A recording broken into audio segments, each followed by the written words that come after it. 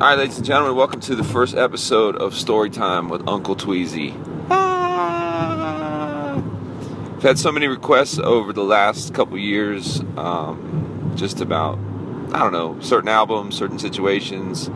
I thought maybe cool to start compiling all these things for posterity so that when I write my big book, I have things to remember. No, I'm just kidding. I don't want to write anything. But I do like talking. So, let's dig on in. I think probably the number one question that I get, I should say maybe not number one, but at least the top 5 question that I get is, did Eminem ever respond? Did he ever respond back to Dear Slim? So, I guess probably the easiest thing to do would to explain some of the background behind the song, and then I can dig into whether or not he responded. But to give you a little bit of background, I probably around late 90s approximately, myself and my former rhyme partner Golden Child, we started to do a lot of mainstream events, whether that was open mics, not really battle contests, but definitely getting into the mainstream side of things as far as opening up for groups that I had grown up listening to, notably guys like Wu-Tang Clan, Tribe Called Quest, De La Soul, Mobb Deep, a lot of the classic 90s rap music stuff. So right around that time, I had sort of found this way of getting into those environments, and let me preface this by saying that we were not going in there to be anything except for hopefully a light. And I had found that a group called the Beatnuts was coming to South Beach, and I used to kind of monitor some of the different websites that used to post up, about shows and stuff. And this is late 90s, so I think I had to go like to a to a library to use the internet or whatever. But anyway, point is, I would go there and check on these sites and see who was coming in concert.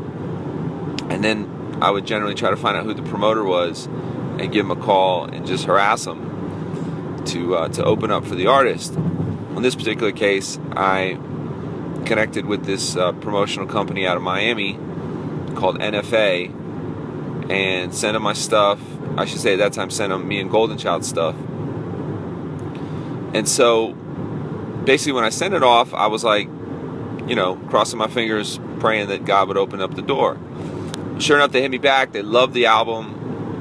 This record was called Insightful Comprehensions. It was Sons of Intellect at the time, myself and Golden Child. And they said, yeah, why don't you come and open up for the Beatnuts? We're bringing them in to, I can't remember the club in South Beach. They said, we'll put you up in a hotel and you can open up. So we head on out, myself and Golden Child and another kid that we used to bring along with us. Sure enough, we get there, we come to find out that the Beatnuts had canceled. And before I got there, they brought us up to a local radio station to freestyle. And at the time I met this guy, his name was AL. He was part of the Beatnuts crew. And so we're on the radio, it's a mainstream radio station, just throwing out topics, freestyling, coming off the head. And I'll never forget this guy, AL, in between commercials or whatever, he's like, yo, you got to check out my boy Eminem. And that was the first time I think I had heard his name. No, I'm sorry. I had heard about his name on the internet. And then this kind of reinforced it. And he sort of spit one of his lyrics, and I just thought the lyric to me sounded dumb. You know what I mean? Like, it wasn't like that dope that he said from Eminem. It sounded kind of, I don't know, tongue-in-cheek, kind of corny. But, and I'll be honest with you, no one will ever say this, but white rappers tend to be a little bit, I guess they tend to be a little bit, I'm better than that white rapper. White rappers tend to have a chip on their shoulder with other white rappers. So I've been hearing this buzz online about him. Never heard his music, but that one line was enough to make me be like, yeah, whatever. So that was the first time it had crossed my mind about this guy.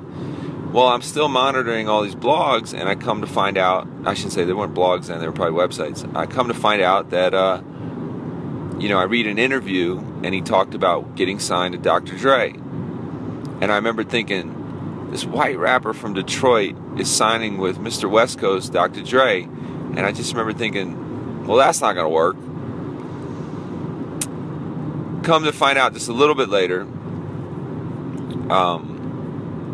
I was in a store, like a music store, putting my tapes in. I know this sounds so dated. I was putting my tapes in, and while I put my tapes in, there was a free promo cassette single for the upcoming Eminem album. And so I just took it because I was curious to hear what this would sound like. And this was coming back from Tampa, and on my way back, I'm listening to it, and it's just ridiculously vulgar, over the top, shock rap. And in my head, I just thought that it seems like the archetype for white rappers is like to either be the crazy frat boy white dude like House of Pain or Beastie Boys, or you have to be like this super down white guy like Third Base was. And Eminem didn't really seem to fit into any of it, but I did kind of think like, oh, he's just going the shock rap because it was so hard for white rappers at the time to get, to really get any sort of respect or an opportunity to get on the mic. And so you had to find some sort of gimmick. And so I remember listening to it, and I played it for Golden Child, and he just really dismissed it. Golden Child at the time was like a super backpack rapper, and he was just very like, if it ain't this, then it sucks. So, long story short, that was my first sort of inkling of this guy coming out, and I thought he's gonna have a hard time establishing himself. You know what I mean? That's what I thought in my head. I thought this guy's gonna have a hard time doing any sort of, getting any sort of respect, because the challenges of being a white rapper combined with anything else, he's just gonna struggle. But lo and behold, next thing I know, he blows up almost overnight. And at that time, I had been right around 98. I started working on my first solo album, late 98, which eventually became 7th Avenue, which eventually became my first solo album that came out on a national scale. So flash forward almost 2.5 years until my record finally actually came out. And long story short, all of a sudden, I'm out touring, I'm on the road, I'm just trying to get as many shows as I can. I'll never forget, this was actually a couple months before my record came out. I was somewhere in Houston doing a show with a guy named Trey 9, and he was sort of doing this b-boy breakdance show in Houston. And some of the b-boys, I remember sort of remarking like, oh, this guy sounds like Eminem, referring to me. That was the first time I'd ever heard anybody say that. And I immediately scoffed about it, like, oh, come on. You know what I mean? Like, really? Because in my head, I was like, everything I had done and recorded was done before Eminem had come out. I had started recording it in 98, never had heard his music, didn't know what he sounded like, and then he dropped shortly after. So in my head, I was like, if I had this, if I had this if I had this conspiracy plan to go and, try to copy him, it was just impossible, because I had already been working on my stuff before he had come out, and my stuff was done after he had come out. But to the listener, they just don't know that. They don't hear that. All they hear is they see you up there. And so I thought, well, ain't this a head scratcher? I'm immediately compared to this guy, and in my head I was like, I don't think I sound like him at all. But I thought, oh, it's a fluke. This isn't gonna stick, because inevitably, when you're a white rapper, you get compared to other white rappers. Actually, just when you do rap, people always try to compare you to this person. And I was brand new to the industry, so in my situation, I didn't know really about the whole Christian rap comparison thing and how much of Christian rap had been like, if you like A, well, here's B. If you like this secular artist, well, here's the counterpart to him. And it became weird to me that, like, in the Christian music industry, so much of it was based on not really being original or creative. So much of it was based on providing an alternative, which at times was like being a copycat. And I just came up in an era where it was like no biting, especially in hip-hop. But suffice to say, the more I began to tour, the more I began to hear that. And I didn't know whether it was like, oh, you know, this guy is so popular, and we as youth pastors and parents, we want to have an alternative, and we're going to latch onto the first thing that's remotely close to it. Because even from a flow standpoint, you know, Eminem's flow, his actual way of putting together words was super intricate. You know, he was rhyming multi-syllable words within the bar of the actual line, you know what I mean, which is incredibly hard to do. And my flow patterns were not like that. I generally was like A, B, C, D. You know, A rhymes with B, B rhymes with C. I might rhyme within the bar, but I'm not rhyming multiple syllables in the bar. And for those that understand what this means, it's like saying, going away while I'm showing the play, I'm going today while I'm rolling with Jay. So I'm rhyming within the bar and I'm rhyming multi-syllables. I don't tend to rhyme like that. I might rhyme going over here and I'm about to drop, I'm going to keep it clear and you can see me rock.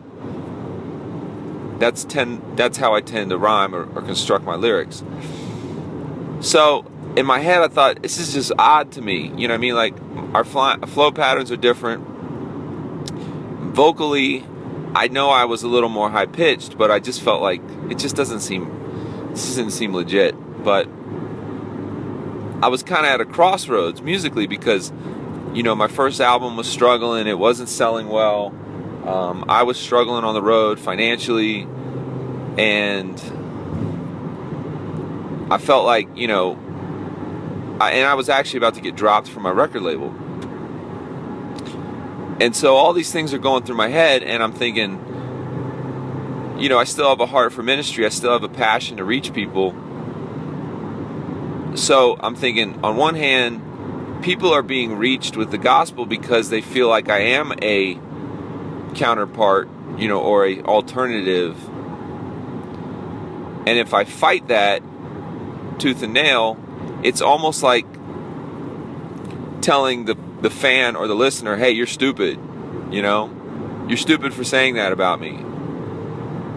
And I was like, you know, do I just swallow my pride and just sort of let this roll off my back and just be like, if that's what you want me to be, even though I don't think I am, if that's what you want me to be, then I'll just silently take the compliment and keep it moving. So I give this really long answer for a reason. The reason is,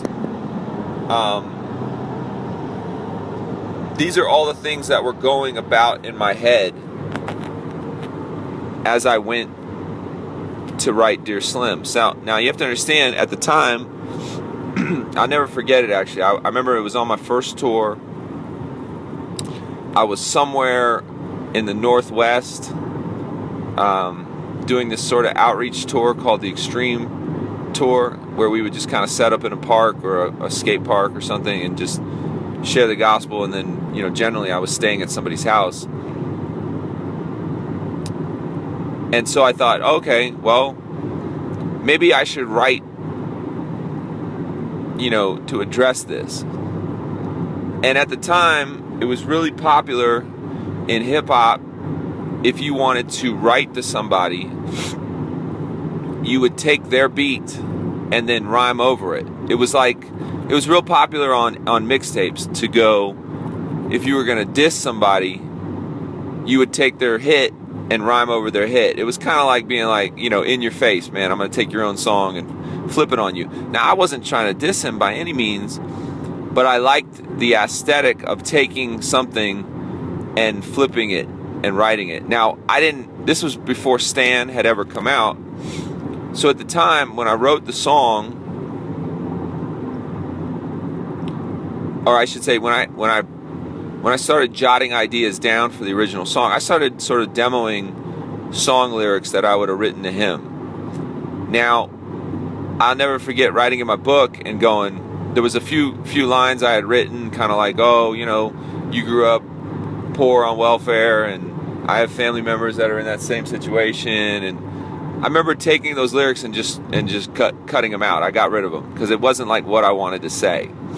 But I remember the idea was still sort of circulating in my head. Like, why don't I write a song to him that will inadvertently allow me to address people that were comparing me to him?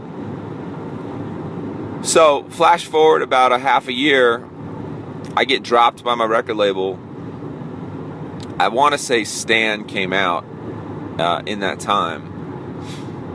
And I remember hearing Stan. Now, another thing I had done at the time was made a conscious effort to just not listen to his music or listen to any of his albums, because I felt like if I did listen to it, then people would say, oh, see, you're just an Eminem biter, you just copied his style and this, that, and the third.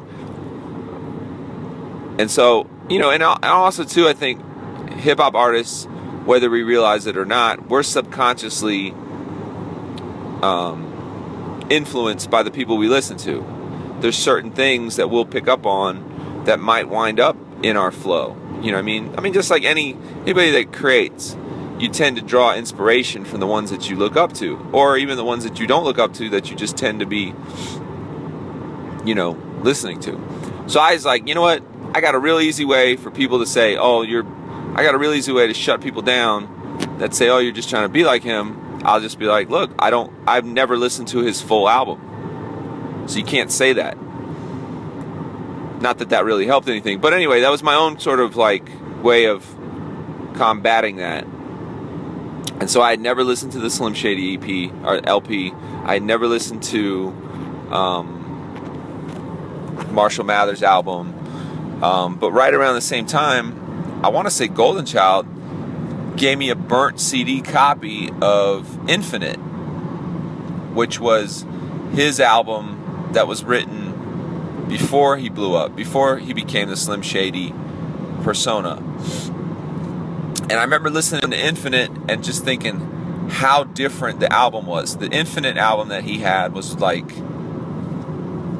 very, very much, you could tell he was heavily influenced by a rapper called AZ, and it almost had a Nas influence. He was still multi-syllabic, but it was very influenced by other people. It wasn't the Slim Shady persona that we all know, which is like the shock rapper, rap type stuff. And in fact, there was definitely some positive songs on there. I mean, and there was a line that really stuck out to me on one of the songs called It's Okay, where he said, in the midst of my insanity, I found my Christianity. And so I thought about that as I listened to it, like, man, you went from that to the Slim Shady EP, where it's a night and day change up. And then now you're being defined by these really shock rap type content. So all that went into my head as I sat down to finally, write Dear Slim, the first version. But at the time I recorded it, I had like an instrumental from a Roots song, and I just recorded it over that instrumental, really just to get my ideas out. And so I didn't have even a chorus for the song. In fact, I wrote the song with no structure to the song, and if you listen to those versions, I mean, the verses are really long. And that's generally a no-no. They say that, people's attention span will only go 16 bars. I didn't write in a 16-bar format. Like, I wrote, I think like the verses are like 24 bars, and third verse is even longer. I mean, it's a long song. Didn't have a chorus either. It was just verses. So, all that to be said, I demoed it that summer when I got dropped by my label. My man Todd Collins was nice enough to pay for studio time, and so I demoed like, I don't know, 15 songs or something like that summer in like one session, that being one of them. And I sort of just stuck it at the back of my head and you know, thought about the song, didn't really think too much about it. You know, and I was in a bad spot because I had been dropped from my label. Everything I had hoped and dreamed for was looking like it was crumbling and falling apart. I was financially really struggling. I got evicted, almost got evicted from my apartment, almost got my car repossessed, you know, hit the road for 4 months, came back in debt, owed the IRS tax money. I mean, it was just a bad spot for me. And no labels would sign me. You know, it looked like I was this sort of like I had leprosy or something like that. Nobody wanted to bother signing me because, you know, it looked like a failed experiment. So I was in a bad spot, and I had that song in my head. I had that demo version of it, and long story short, I ended up basically at the time, this guy by the name of Billy Puddles had been traveling with me, and he had taken a sample and looped it and put some drums under it that he had gotten. I want to say he got the sample off of like a free CD that came with his laptop or something to that effect. And something about the way he had looped up the sample kind of stuck in my head. And I was like, oh man, I wonder if this song would work over that sample. Well, the problem is with samples is that you have to clear the sample. You can't, you know, you can't just take a sample from something and put it on your album. Those that own the original content, you know, can come after you and sue you because copyright laws. You are essentially like, you know, you're taking someone else's composition. You can't do that. If you do, you have to pay for it, which is whatever they want to charge you, and then you have to give them what is called publishing. You have to hold them as a writer on the song. So while that beat sort of gave me a beat, it didn't really fix the problem because I needed sort of a, you know, I needed an original music piece to put the lyrics over. And I remember at a thing called Crossover one time, I had performed, which is this hip-hop church in Tampa, and I think I want to say I rhymed over that sampled looped beat. And when I got to the chorus part, there was no chorus. So I just sort of was like, la la la la la la, la la la la la la, because I didn't have anything to go there. You know what I mean? Like, it was like a placeholder. I was like, I'll just do this la la until I figure out what I'm going to do for the chorus. Well, I perform the song and people just flip out. I look out, I see people lifting their hands in the air, you know, almost worshiping. And I was like, whoa, I can't believe this is actually like connecting. And I remember getting off the stage and people just being like, yo, where can I get that song? Or just like, man, I can't believe you said that, or da-da-da. And I was like, that? You know, I really scratched my head. I didn't think it would connect like it did. So I put it to the back of my head again, and I was like, I'm just going to wait. I want to say I either performed it somewhere else or something like that. And I remember performing at my church, and somebody at my church going, yo, what's up with that Eminem song? And I'm thinking, how would anybody even know about it? I hadn't really had a song that started to get groundswell like that where people were asking me about it. So all this to be said, I wind up getting a record deal with Tooth and Nail Records. And I remember thinking, I got to put this song out. Like, I wasn't going to put it out because I thought it just wasn't finished. And I was like, you know what? I got to put this song out with this album. Not thinking that it would be the breakout song, not thinking how far it would go, or whatever. So, but it still put me back to the original problem. So I was like, I don't really have a track to go for this song. So I brought it to Todd, who was sort of, he was producing the album. Now, sometimes that meant he was making original songs from scratch. Sometimes that meant he was tweaking beats that I already had. In this case, I was like, look,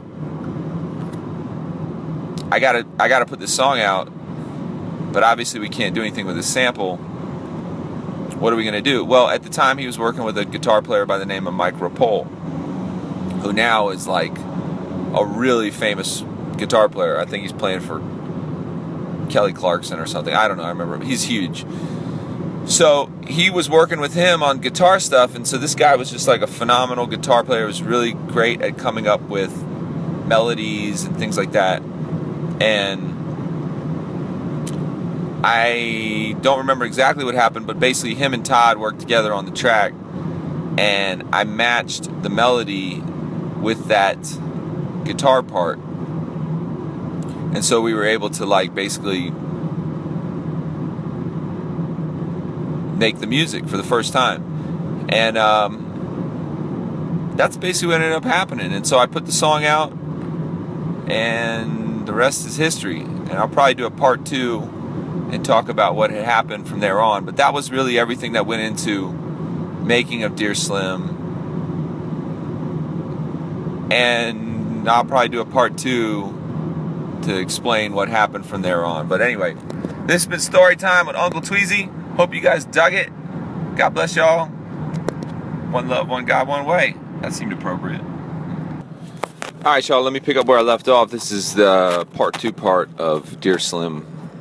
No pun intended, even though there was part 1 and part 2. I just mean more like, I want to give you guys background, everything up to that point, and want to give you some info after that. So I wrote the song after much demand to hear it, and then put it out on my collaborations album. Now, when I say that was like the sleeper hit, I had no expectations of what that song was going to do. I really kind of felt like I knew there was some buzz about it, and there was groundswell, but I didn't think it would be the thing that really turned the corner for me in a lot of ways. Long story short, I kind of felt like I had something in my back pocket with the song, but reality being, you never really know what is going to jump off. So I dropped the song, I put it on the album. This was coming out on Tooth and Nail Records. I was on a different label because I had been dropped literally from my first label. And I'll never forget, within, I want to say at least a couple weeks from the record coming out, I was in Asheville, North Carolina. I'll never forget this. It was a free show. I'm sorry, Hendersonville, North Carolina, right near it. It was a free show. I was opening up for Skillet. I remember stepping off the stage right after I got done. There was a couple thousand people there, and a guy walking up to me and him basically saying, you don't know me. He said, but this last week I was with POD. I work as their road pastor, and I happen to have your album. He said, I gotta give him out. And he goes, I met Eminem. And he began to tell me the story of how being backstage at the Video Music Awards with POD, he saw Eminem surrounded by a bunch of bodyguards, and he said that he prayed, and he said, God, give me the opportunity to give this guy this song. Now keep in mind, I never met him, didn't know this guy.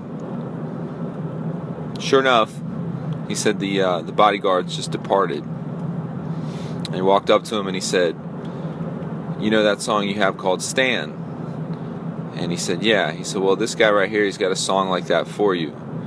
And M's response was he dissing me? He's like, no, he's got something you need to hear. Handed him the CD, walked away, and that was it. Now, this is coming right after I walk off stage, and I'm just floored. Because up to that point, I thought, well, there's no real way I can get this to him. There's no way he's going to hear it. I'll just have to let it stand alone as a song, and that's going to be it. The fact that had happened so quickly, honestly, really blew my mind. And I guess for a lot of intents and purposes, that was the beginning of multiple chapters in that song. And so as the next year progressed, as the next, just moment after moment happened, I began to see sort of this shock waves, these ripple effects. And I remember, when that happened, kind of feeling like, man, this is something that I want to shout from the rooftops. Like, look, I know he got my album. I know he got a chance to hear the song. But I realized, like, it's very easy when it comes to celebrity to sort of treat celebrities as bigger than they really should be treated. And I realized, like, if I was going to sit here and blow this out and let everybody know about it, I kind of felt like it would be ruining the whole purpose behind it in the first place. And so I kind of kept quiet about it. I don't think I really told anybody. Maybe I told a few people, but obviously this is kind of pre-social media, so it wasn't like I could tweet out about it. And I don't know, I just kind of felt like I was getting this, major reaction, but at the same token, I was getting some backlash. Some of the backlash was coming from other Christian rappers writing songs, dissing me. Some of the backlash was coming from blogs online. Some of the backlash was actually even coming from my own local newspaper, who had no idea that I lived locally.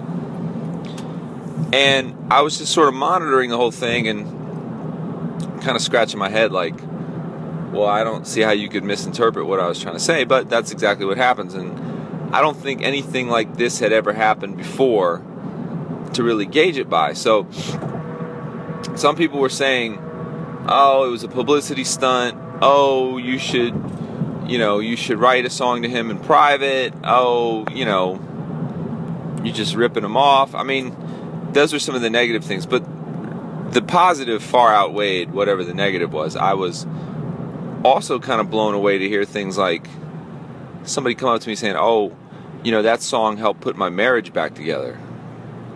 And thinking, how would that put your marriage back together? How would a song written to Eminem put your marriage back together? But basically this lady saying, my marriage was on the rocks, my husband was into Eminem, I gave him this song and it helped us start talking again, helped us start dialoguing again, or helped my husband come to Christ. And as I began to tour that record, the other thing I started to hear from, unfortunately, church people or sometimes even youth pastors, something to the effect of, oh, I hate Eminem, and I'm so glad you stuck it to him. And just kind of scratching my head like, no, you definitely missed the point there. This isn't about sticking it to anybody. And certainly hating somebody would not be what God wants us to be. So I was almost like a little kid that ran into a restaurant and shouted fire and didn't even realize what the effect that would happen. Because all of a sudden, like I said, I started seeing these repercussions. Well, a couple months progressed and it was kind of obvious that this was the song that was causing the most, reaction. And so generally you go with the song that's causing the most reaction for your video. And so we thought, well, probably would make sense to shoot a video for Dear Slim. And that's exactly what we did. I went to Atlanta. We shot the music video. I'm trying to remember. It's kind of an uneventful video. Just shot it. Decided to put it out to all the regular outlets. Well, long story short, we decided to also, at the time, Tooth and Nail Records had a good inroad with MTV 2. Not regular MTV, but MTV 2. And also popping off at the time was a huge show by the name of TRL, which is Total Request Live. It's probably one of the biggest shows. Ironically, one of the biggest shows that helped launch Eminem's career. We sent it to MTV 2. I should say the label did. And we did not hear any response back. And kind of all of us had forgotten all about it. And I'll never forget this because it's one of those defining moments in my career. I remember I had to take a flight to Toronto for a show. And I met up with my then DJ, who kind of jokingly said, hey, are you going to be on TRL today? And I'm like, no. He said, oh, well, someone said yesterday on TRL that we're going to have something on today and it's going to be very controversial. Just kind of laughed it off, didn't really think about it. Well, I land in Canada with voicemail on my phone that basically was from the label Tooth and Nail Records saying MTV has just called us and said they were going to play the video and they are intentionally going to make it controversial. And I was like, you know, that went from 0 to 100 real quick. You know what I mean? Like, it was kind of mind-blowing how fast that happened. And so long story short, I'm in traffic, dead stop, rush hour traffic in Toronto, running up my phone bill while my wife has the phone held up to the television set while TRL is playing. And I'm listening to them on the other line, basically dragging my name through the mud. They're saying, oh, this KJ52 guy, he wrote a song dissing Eminem, and we're going to play it, but we want you to be the judge. He sounds like a hater. Rah, rah, rah, rah. So they play it, and I thought, well, as long as they play the whole song, it'd be hard to misinterpret the song. Well, it turns out MTV plays like one verse of the song and cuts it off. And they go and they cut away to try to like interview somebody about it, and they didn't really have an answer. And I remember the VJ, the host, was like, his name was Caduce, I think was his name, and he said I sounded like a complicated hater. I'll never forget that term, complicated hater. I didn't even really know what that meant, but it was enough to make me go, well, that didn't go the way I planned it. And that was kind of it, you know what I mean? Like, that was really what happened. Like, that was basically the end of it. And so I remember we put up something on the website, like, hey, you know, check out the rest of the song here. And you would think, like, that kind of exposure would, like, lead to massive sales of your song or this, that, and the other. And honestly, none of that happened. That was basically it. Like, that was really the end and the beginning of the whole thing. And so I kind of, like, just closed the chapter on it, like, well, I guess that's it. Nothing else is going to happen now. Little would I know that that would be like the beginning of the multiple chapters of Dear Slim saga, I guess, for lack of a better term. But I think I'm going to go ahead and sign off right here, and that as the Dear Slim, I don't want to say the Dear Slim debacle, because it was not a debacle. I had to believe that God was in control of the whole thing. That, you know, it still made me kind of blow my mind that some little nobody like me could have made it all the way to the biggest show on the planet, which was MTV's TRL at the time. Now, I know probably the modern generation has no comprehension of how big TRL really was, because it's not like MTV even plays videos anymore. But at the time, this was a big deal. This was a massive deal. In fact, actually, if I'm not mistaken, that was the first time MTV had ever played a single Christian rap song, or video for that matter. This marked, you know, a milestone.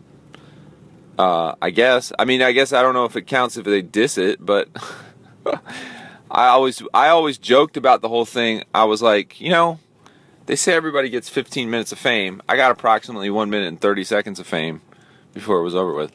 But, you know, in those situations, all you can do is laugh. And kind of things just continue like they were. I continued to see God open up doors with the song that I had not ever thought was going to happen. And then I kind of began to see, you know, the backlash continue to happen too, all at the same time. It was like, just kind of like everything just went to the nth degree.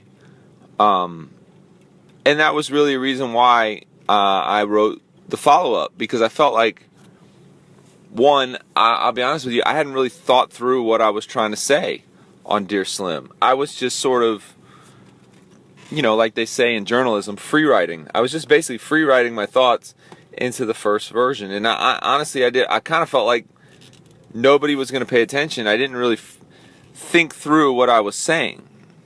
So without really thinking it through, I kind of was like, well, I guess this could be misinterpreted. You know what I mean? And those were the things I thought about. And so I was like, you know what? I'm going to write a follow-up. I'm going to call it Dear Slim Part 2. And I'm going to clarify everything I have to say.